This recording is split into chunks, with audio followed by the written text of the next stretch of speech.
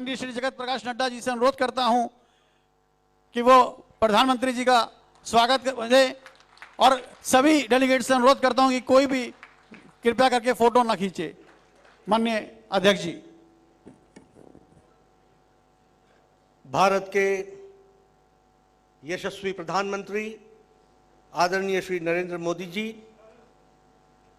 हरियाणा प्रदेश के मुख्यमंत्री मनोहर लाल खट्टर जी, हरियाणा प्रदेश के अध्यक्ष श्री ओम प्रकाश धनखड़ जी, सभी पदाधिकारीगण और उत्तर भारत के क्षेत्र से आए हुए सभी जिला परिषद के अध्यक्ष और उपाध्यक्ष सज्जन वृंद, ये हम सबका परम सौभाग्य है कि आज इस क्षेत्रीय पंचायती राज परिषद में हम सबको भारत के यशस्वी प्रधानमंत्री आदरणीय श्री मोदी जी का मार्गदर्शन मिलने वाला है। मैं आप सब की ओर से प्रधानमंत्री मोदी जी का इस क्षेत्रीय पंचायती राज परिषद में आने पर उनका तहे दिल से हार्दिक अभिनंदन करता हूं और स्वागत करता हूं।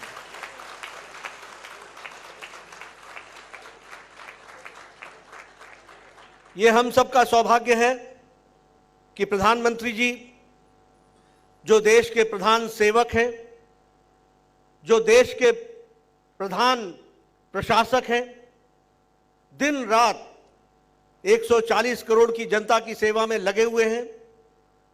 प्रशासन के दृष्टि से व्यस्ततम समय उनका रहता है।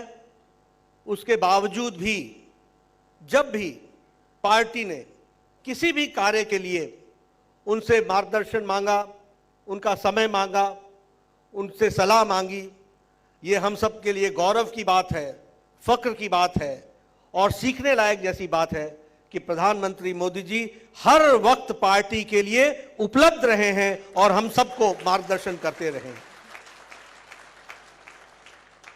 इस क्षेत्रीय परिषद के पंचायती राज परिषद के बैठक के लिए भी और उसमें उनका उद्घाटन भाषण हो, उनका मार्गदर्शन मिले, ऐसा जब हमने निवेदन किया और बहुत ही सकुचाते हुए ये कहा कि इस प्रकार के 3 परिषदें होंगी और हमारा निवेदन है कि आप सभी में उपस्थित रहेंगे तो अच्छा रहेगा। मैं आपके सामने बताना चाहता हूं कि उन्होंने 1 मिनट भी नहीं लिया और हम सब के लिए हमेशा उपलब्ध रहने वाले प्रधानमंत्री जी ने हामी भरी और आज वो हम सबके बीच में उपस्थित हैं। उनका हार्दिक अभिनंदन और स्वागत। मैं यहां ये भी बताना चाहता हूं कि ये जो परिषद हो रही है, ये प्रधानमंत्री जी की प्रेरणा से ही हो रही है।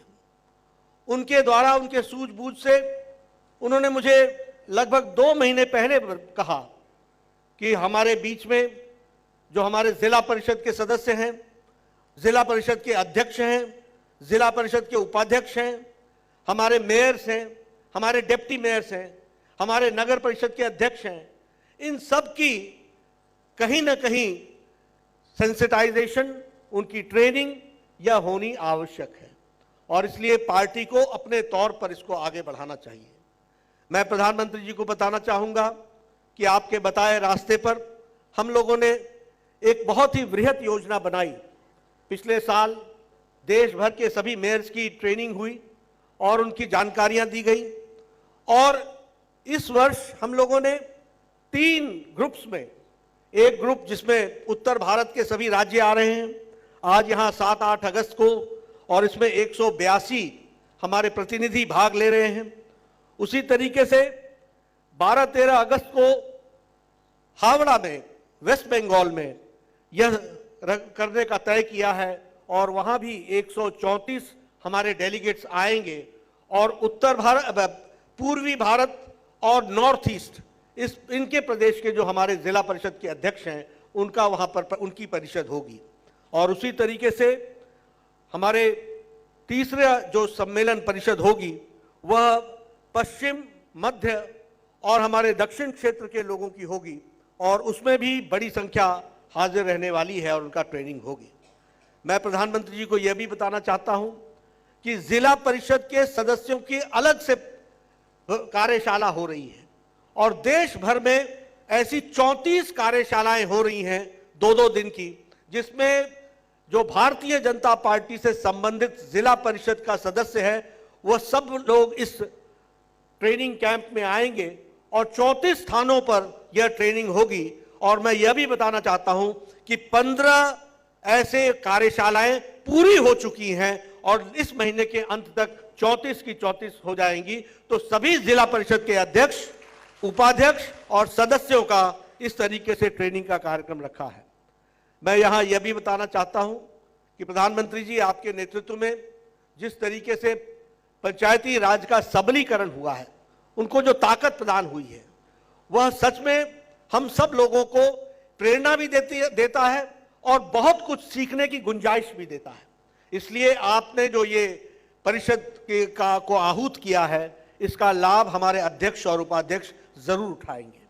जब मैं सबलीकरण की बात करता हूं, जब मैं ताकत देने की बात करता हूं, तो आर्थिक दृष्टि से जितनी ताकत आपने पंचायती राज को ऑटोनॉमस तरीके से पहुंचाई है, यह कभी इतने नीचे तक नहीं पहुंची थी। यह आपके नेतृत्व में हुआ है और आज पंचायतों में और जिला परिषद में आर्थिक दृष्टि से कार्य करने के लिए बहुत बड़ी ताकत मिली है।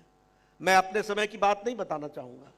हमारे समय में एक एक ब्लॉक में 2 लाख रुपए आ जाएं तो बहुत बड़ी बात समझी जाती थी। किसी पंचायत को 1 लाख रुपए साल का मिल जाए तो बहुत बड़ी बात होती थी। और जो हमारे कार्यक्रम है उसमें भी नीचे के स्तर पर जब कार्य करने की बारी आती थी तो उसमें कितना भ्रष्टाचार था वह भी हम सबको मालूम है। लेकिन आपने डिजिटल इंडिया का उपयोग करते हुए जेम पोर्टल का उपयोग करना हम लोग को सिखाया और इसके साथ साथ ट्रांसपेरेंसी लाई। उस ट्रांसपेरेंसी के माध्यम से आज आर्थिक दृष्टि से भी और कार्यक्रम करने की दृष्टि से भी बहुत बड़ी ताकत पंचायती राज संस्थानों को मिला है। इस बात को भी हमको ध्यान में रखना चाहिए। जो योजनाएं आपने चलाई वो सभी गांव, गरीब, वंचित, पीड़ित, शोषित, दलित, महिला, युवा सबको ताकत देने वाली थी।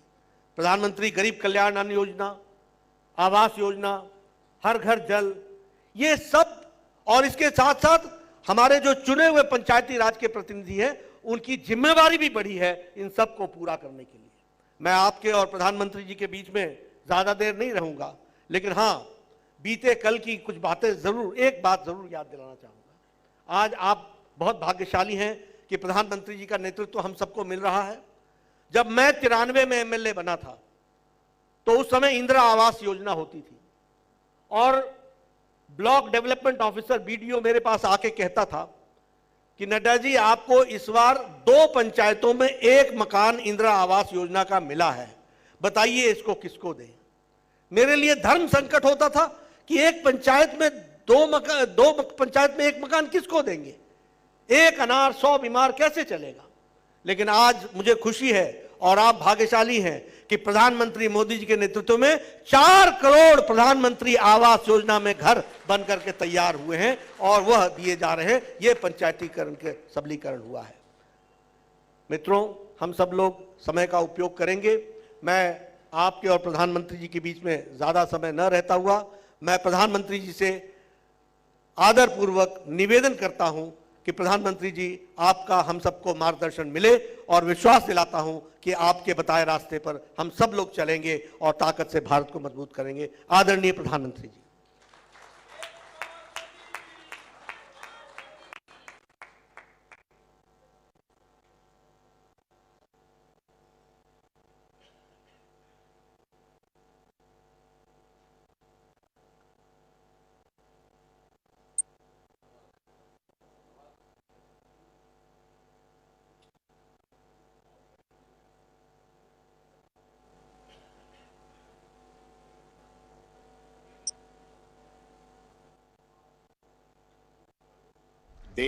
देश के विभिन्न हिस्सों से आए भारतीय जनता पार्टी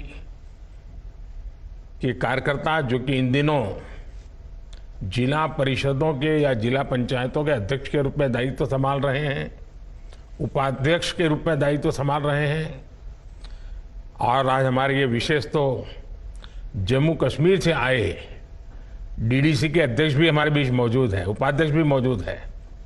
उसी प्रकार से लद्दाख ऑटोनोमस हिल डेवलपमेंट काउंसिल के अध्यक्ष भी, उपाध्यक्ष भी, वैसे प्रकार के दायित्व और व्यवस्थाओं को संभालने वाले अनेक प्रमुख व्यक्ति आज इस 2 दिवसीय वर्कशॉप में हैं। साथियों, आज देश अमृत काल के संकल्पों की सिद्धि के लिए विकसित भारत के निर्माण के लिए पूरे उत्साह से एकजुट होकर के, संकल्पबद्ध होकर के आगे बढ़ रहा है और विकसित भारत के लक्ष्य तक पहुंचने का रास्ता हमारे टियर 2, टियर 3 शहर हो या आधुनिक हो रहे हैं हमारे गांव हो, आज ग्रामीण भारत में, छोटे छोटे कस्बों वाले हिंदुस्तान में एक नया उमंग, नया जोश दिखता है। जिला पंचायतें किसी भी सेक्टर में बड़े परिवर्तन लाने की अपार शक्ति रखती हैं।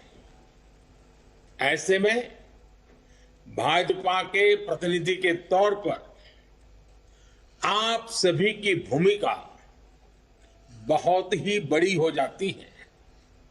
साथियों, अमृत काल की 25 वर्षों की यात्रा में हमें बीते दशकों के अनुभवों को भी ध्यान में रखना होगा। आजादी के बाद 4 दशक तक कांग्रेस को यह समझ ही नहीं आया था कि गांवों में पंचायती राज व्यवस्था लागू करना कितना आवश्यक है, कि गांवों में पंचायती राज व्यवस्था लागू करना कितना आवश्यक है। इसके बाद जो जिला पंचायत व्यवस्था बनी भी, उसे कांग्रेस शासन में उसे अपने नसीब पर छोड़ दिया था, अपने हाल पर छोड़ दिया गया था। यानी गांव में बसने वाली देश की 2/3 आबादी के लिए अपनी सड़क, बिजली, पानी, बैंक, घर, ऐसी छोटी छोटी आवश्यकताओं के लिए,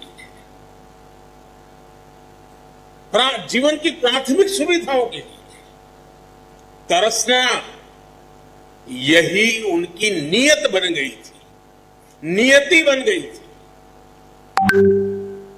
यही वजह है कि आजादी के 7 दशक बाद भी देश के 18,000 गांवों तक बिजली नहीं पहुंच सकी थी। यही वजह है कि देश के 16 करोड़ से ज्यादा ग्रामीण घरों को कांग्रेस और उसके जैसी सोच वाले दलों ने अपने भ्रष्टाचार और भ्रष्ट नेताओं के एडजस्टमेंट का अड्डा बना दिया था। कांग्रेस के राज में पंचायती राज संस्थाओं को सशक्त करने के ठोस प्रयास कभी नहीं किए। ज्यादातर कार्रवाई आंकड़ों में और कागजों में ही सीमित रही, और जम्मू कश्मीर तो इसका सबसे बड़ा उदाहरण है। 2019 में आर्टिकल 370 हटने के बाद वहां पहली बार ग्राम पंचायत से लेकर जिला स्तर तक के चुनाव हुए। इनमें अब वहां 33,000 से ज्यादा स्थानीय जनप्रतिनिधि निर्वाचित हुए। पहली बार वहां जमीनी स्तर पर लोकतंत्र स्थापित हुआ है। अब बताइए, आजादी के इतने सालों के बाद साथियों, आप ये भी जानते हैं कि 2014 के बाद से भाजपा सरकार ने जिला परिषद और स्थानीय स्वराज को मजबूत करने के लिए कितना काम किया है। पंचायती राज संस्थाओं के लिए 2 लाख करोड़ रुपए से ज्यादा का प्रावधान किया गया है। ये पिछली सरकार के मुकाबले 3 गुना ज्यादा है। पिछले 9 वर्षों में देश में 30,000 से ज्यादा नए पंचायत घरों का निर्माण हुआ है। इसके अलावा अनेक क्षेत्रों में डिस्ट्रिक्ट डेवलपमेंट काउंसिल और ब्लॉक डेवलपमेंट काउंसिल के लिए नए ऑफिसों का भी निर्माण किया गया है। साथियों, विकसित भारत के लिए आपके जिले का विकसित होना भी उतना ही जरूरी है। और इसलिए जब भाजपा के जिला परिषद के नेता यहां बैठे हैं, आप सबको 2 दिन में कई विषय चर्चा में आएंगे, लेकिन आप आपस में भी बात कीजिए कि 2047 में हमारा जिला भी विकसित होना चाहिए। देश के किसी भी पैरामीटर में पीछे नहीं होना चाहिए। इसके लिए हम कैसे काम करेंगे, कौन क्या काम करेगा, कब काम किया जाएगा, आप अपना 5 साल का नक्शा तैयार कर लीजिए। वैसे 5-5 साल की योजना बनाकर 47 तक, और इसके लिए आपके जिले में कौन कौन सी योजनाएं जरूरी है, आपको इस पर दिमाग खपाना चाहिए। सरकारी अफसरों को लेकर बैठकर के चर्चा करनी चाहिए। कई जिले ऐसे होते हैं जहां एक योजना जरूरी नहीं होती, लेकिन दूसरी बहुत जरूरी होती है। अब आप तय कर सकते हैं क्या, आज जब दुनिया में भारत का नाम हो रहा है, आपके जिले के वो कौन से उत्पाद है, किसानों की वो कौन सी पैदावार है, कारखानों में से बनी हुई वो कौन सी चीज है जो दुनिया के बाजार में पहुंचेगी, जिले से एक्सपोर्ट होगा। क्या कभी आपने उन लोगों की मीटिंग बुलाई कि भाई बताइए आपकी कौन सी चीज विदेश जा सकती है? आपके जिले में जीएसटी कलेक्शन, क्या कभी जिले का हिसाब लगाया कि पहले की तुलना में कितना जीएसटी कलेक्शन बढ़ा है? चोरी तो नहीं हो रही है, कोई गड़बड़ तो नहीं हो रही है। जितना ज्यादा जीएसटी कलेक्शन होगा उतना विकास के लिए धन उपलब्ध होगा। आपके जिले से ऐसी कौन सी विशेष उत्पाद है जिसको जीआई टैग मिले? और आजकल दुनिया में जीआई टैग वाली चीजों की मांग बन गई है। अब आपको ढूंढना चाहिए ऐसा काम करने वाले लोगों को। आपको पता होगा, मेरे यहां बनारस का पान जो है ना, वो भी जीआई टैग है। तो ऐसी बहुत सी चीजें आपके यहां भी हो सकती है। आपके जिले में ज्यादा से ज्यादा घरों में रूफटॉप सोलर पैनल, ये अभियान कैसे चले? क्या जिले में 5 गांव ऐसे बना सकते हैं जो पूरी तरह सोलर एनर्जी से चलते हो? अभी आपको पता होगा, यूनाइटेड नेशंस के महासचिव देखने के लिए गए थे मोढेरा। देश का पहला सोलर विलेज बना है। आपने सोचा है कि आपके जिले में क्या करेंगे? क्या आपने सोचा है कि आपके जिले की जितनी सारी स्ट्रीट लाइट्स है, एक भी स्ट्रीट लाइट ऐसा ना हो जहां का बल्ब एलईडी बल्ब ना हो? डेली पूछा जाए, उसके कारण बिजली का पैसा बचेगा, वो और काम में आएगा। आप ये तय कीजिए, जैसे पूरे देश में चला है 1 डिस्ट्रिक्ट 1 प्रोडक्ट। आपके जिले में 1 डिस्ट्रिक्ट 1 प्रोडक्ट योजना, उसको कैसे मजबूत किया जाए, उसको कैसे विस्तार किया जाए, और जो लोग 1 डिस्ट्रिक्ट 1 प्रोडक्ट की पहचान बन रही है, आपके जिले को पूरा राज्य और पूरा देश इस प्रोडक्ट के नाते जाना जाए। ऐसा कैसे हो सकता है? उसी प्रकार से एग्रीकल्चर का भी हो सकता है कि आपके जिले में कौन सी ऐसी फसल है जिसके कारण आपका जिला पहचाना जाए। ये ताकत देता है। उसी प्रकार से देश के नौजवान बहुत तेजी से खेलकूद की दुनिया में आगे आ रहे हैं। आप तय कीजिए आपके जिले में खेलकूद की सबसे ज्यादा महारत है, ऐसे एक या दो या तीन खेल कौन से हैं? पूरी ताकत जिले में 2 या 3 खेलों पर लगाई जाए और राष्ट्रीय अंतर्राष्ट्रीय खिलाड़ी तैयार किए जाए, खेलकूद के मैदान तैयार किए जाए। आपका जिला खेलकूद में भी राज्य में पहले नंबर कैसे आए, देश में पहले नंबर कैसे आए, ये नेतृत्व आपको देना होगा। ज्यादा से ज्यादा खेलकूद की स्पर्धाएं होनी चाहिए, खेल के मैदान भरे हुए होने चाहिए। देश के नौजवानों, अभी मैं मध्य प्रदेश गया था, शहडोल आदिवासी क्षेत्र है, एक छोटा सा इलाका, 1000 से ज्यादा वहां फुटबॉल की टीमें हैं, 1000 से ज्यादा फुटबॉल क्लब है। और उसका परिणाम ये आया है कि उस इलाके में नशे वगैरह जैसी बदियां, बुरी बुरी चीजें प्रवेश नहीं कर पाई है। साथियों, ऐसे अनेक विषय हैं जिस पर आप लोग चर्चा कर सकते हैं, टारगेट तय कर सकते हैं, हर महीना उसका रिपोर्टिंग ले सकते हैं। और साथियों, जनता जनार्दन ईश्वर का रूप होती है। हमको कहीं पर भी काम करने का जनता ने अवसर दिया, मतलब जी जान से जुटना ही है, परमात्मा की सेवा करने जैसा काम है। साथियों, आपके पास एक जिला पंचायत डेवलपमेंट प्लान भी होना चाहिए। इसमें आप तय समय में अपने लक्ष्यों को हासिल करने का रोडमैप बना सकते हैं।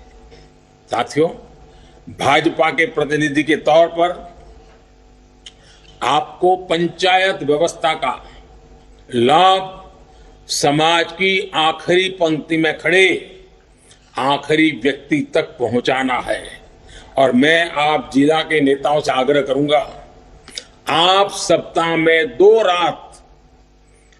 रात अपने क्षेत्र के किसी न किसी छोटे स्थान पर जाकर के रात को रुकना चाहिए, वहां के लोगों के साथ बैठना चाहिए।